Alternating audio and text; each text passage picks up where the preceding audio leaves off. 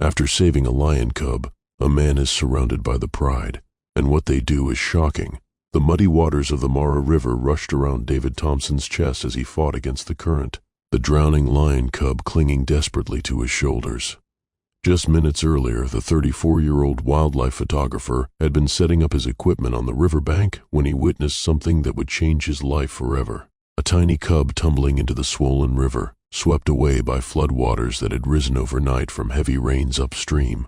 David had been documenting wildlife in Kenya's Masai Mara for 8 years, but he had never broken the cardinal rule of nature photography: never interfere with natural processes.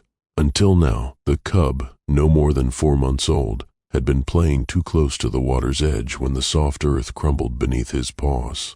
His terrified squeals as he was dragged downstream by the powerful current pierced through David's professional detachment.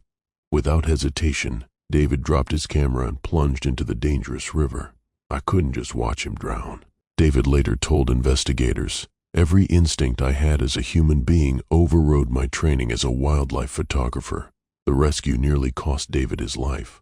The Mara River during flood season is treacherous, filled with hidden debris and unpredictable currents that have claimed the lives of countless animals and several humans over the years. As David fought to reach the struggling cub, a submerged log struck his left shoulder, nearly knocking him unconscious. Only his determination to save the young lion kept him focused as he finally managed to grab the exhausted animal. The cub, weak from swallowing river water and panicked from the trauma, immediately wrapped his small paws around David's neck and held on with surprising strength. David could feel the animal's tiny heart beating rapidly against his chest as he began the dangerous journey back to shore, fighting against a current that seemed determined to drag them both downstream toward the crocodile-infested pools below. What David didn't realize as he struggled through the muddy water was that he was being watched. On the riverbank, hidden among the acacia trees, 5 adult lionesses had been tracking the sound of their missing cub's distress calls. The pride had been searching frantically for the youngster, following his scent trail to the river's edge just in time to witness David's rescue attempt. As David finally reached the shallower water near the bank, exhausted and gasping for breath, he looked up to see a sight that made his blood freeze. The entire pride was there. Not just the 5 lionesses, but also a massive male lion with a dark mane, all standing motionless in a semicircle around the water's edge. Their amber eyes were fixed on him and the cub he carried. David's mind raced through his options, but he quickly realized he had none. He was trapped in chest-deep water, holding a lion cub with 6 full-grown lions blocking his path to safety. Any sudden movement could trigger an attack that would end his life in seconds. The largest lioness, clearly the pride's matriarch, took a step closer to the water. David held his breath, expecting the worst. Lions are fiercely protective of their young, and here he was, a human stranger holding one of their cubs. Everything he knew about lion behavior told him this situation would end in tragedy. But something extraordinary was about to happen. Something that would challenge everything scientists understood about lion cognition and social behavior. The matriarch's eyes weren't filled with aggression or threat. Instead, David detected something he had never seen in a wild predator's gaze during 8 years of wildlife photography: recognition and what appeared to be gratitude. The cub in David's arms began mewing softly, calling to his pride. The sound seemed to break the tense standoff, and what followed would be captured on David's waterproof action camera, which had been recording automatically throughout the entire incident. The matriarch stepped into the shallow water, her massive paws creating ripples as she moved closer to David. Every muscle in his body tensed, preparing for an attack that never came. Instead, the lioness stopped just 3 feet away and did something that defied every law of predator behavior David had studied. She lowered her head in what could only be described as a bow. The gesture lasted several seconds, during which the other pride members remained completely still, as if witnessing a ceremony of profound significance. When the matriarch raised her head, she made direct eye contact with David. Not the threatening stare of a predator assessing prey, but the steady gaze of acknowledgement between equals. The cub in David's arms grew more active, reaching toward his mother with tiny paws while making soft chirping sounds. The matriarch responded with gentle, chuffing vocalizations, the same sounds lionesses use to communicate with their cubs during nursing and grooming. "It's okay, little one," David whispered to the cub, his voice barely audible above the sound of the rushing water. Your family is here." As if responding to his words, the matriarch took another step closer. David's heart hammered against his ribs, but something in the lioness's demeanor told him he wasn't in danger. Her approach was careful, deliberate, and completely non-threatening. What happened next would be analyzed by animal behaviorists around the world for years to come.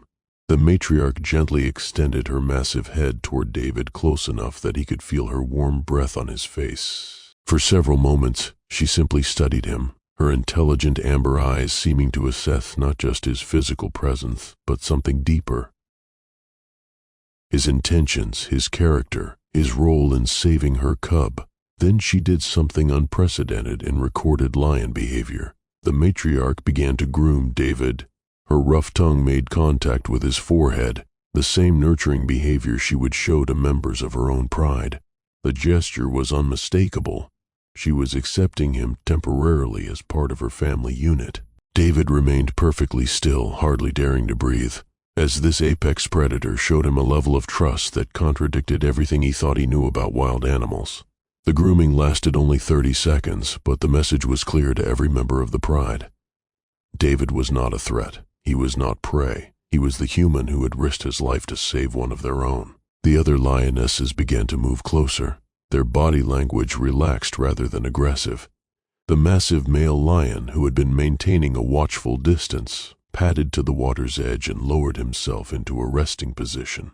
A clear signal that he considered the situation peaceful, David carefully began moving toward the shore, still carrying the cub. The pride parted to create a clear path for him, their behavior more reminiscent of an honor guard than predators surrounding prey. As he reached the muddy bank, David slowly knelt and placed the cub on solid ground. The reunion was immediate and emotional. The matriarch rushed to her offspring, nuzzling him thoroughly, checking for injuries and purring with relief. The other lionesses gathered around, each taking turns to sniff and examine the rescued cub.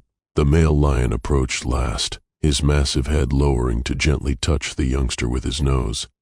David remained kneeling on the riverbank, water dripping from his clothes, watching this intimate family moment unfold. He should have been terrified, surrounded by 6 of Africa's most dangerous predators. Instead, he felt honored to witness something few humans had ever seen. The genuine emotional bonds within a lion pride.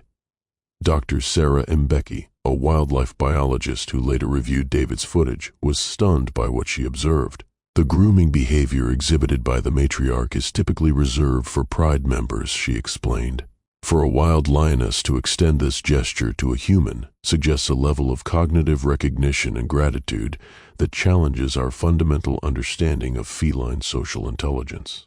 As the pride settled around the recovered cub, David began to slowly back away, hoping to give them space and avoid disrupting this precious family moment.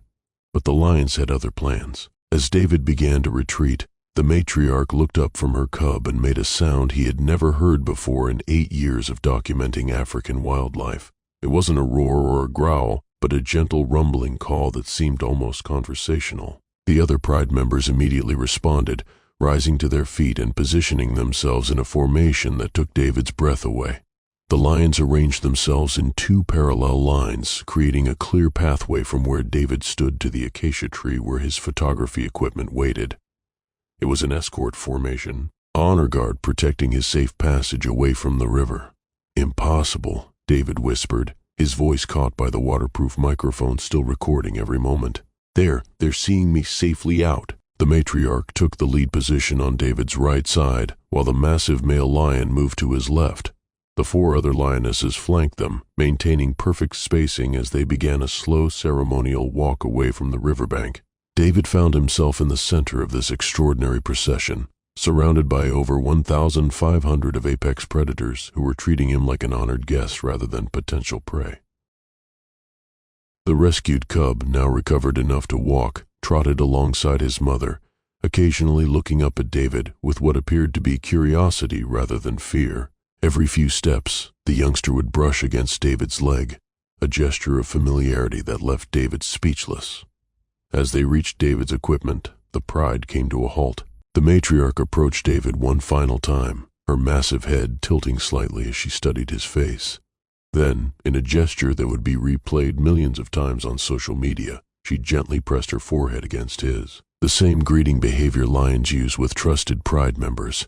"Thank you," David whispered, not caring if the lions could understand his words. "Thank you for trusting me." The matriarch stepped back and released a soft chuff, a sound of contentment and farewell. One by one, each member of the Pride approached David, briefly touching him with their noses or rubbing against his legs. Even the massive male lion participated, gently bumping David's shoulder with his enormous head before moving away. The rescued cub was the last to say goodbye. The youngster sat directly in front of David, tilted his tiny head upward, and released a small mew that sounded remarkably like a thank you. David reached down and gently stroked the cub's head one final time, both of them seeming to understand that this moment would never be repeated. As the Pride began to move away, heading toward the shade of distant trees for their afternoon rest, David stood alone by his equipment, soaking wet and emotionally overwhelmed by what had just transpired. His action camera had captured every second of the unprecedented encounter. The footage would later be authenticated by wildlife experts, analyzed by animal behaviorists, and featured in documentaries around the world. Dr. Jane Goodall herself would call it one of the most remarkable displays of interspecies communication and gratitude ever recorded. But for David, the technical analysis mattered less than the profound truth he had experienced firsthand. In that muddy river, surrounded by wild lions who should have seen him as a threat, he had witnessed something that science was only beginning to understand: the capacity for genuine gratitude and recognition across species barriers. The rescued cub grew to full adulthood under the protection of his Pride, and David continued his photography work in the Masai Mara. On several occasions over the following months, he encountered the same Pride during his shoots. Each time the matriarch would acknowledge him with a gentle chuff, and the now grown lion he had saved would approach his vehicle without fear, sometimes resting in the shade it provided. Local Maasai guides began calling David Simba's brother, the man who had been adopted, however briefly, into a lion Pride. Tourism operators started offering David Thompson tours, hoping to recreate the magic of his encounter, though none ever came close to replicating the extraordinary trust and gratitude he had experienced. Dr. Becky established the Thompson Mara Research Foundation to study the cognitive and emotional capabilities demonstrated by the Pride during the rescue. David's experience proves that the boundaries between human and animal consciousness are far more fluid than we ever imagined, she wrote in her groundbreaking paper. Now, what we witnessed wasn't just animal behavior. It was a demonstration of values we consider uniquely human: gratitude, honor, and the recognition of moral debt. For David Thompson, who had started that day simply hoping to photograph wildlife, the encounter became a life-changing reminder that compassion is a universal language spoken and understood by creatures we're only beginning to truly know.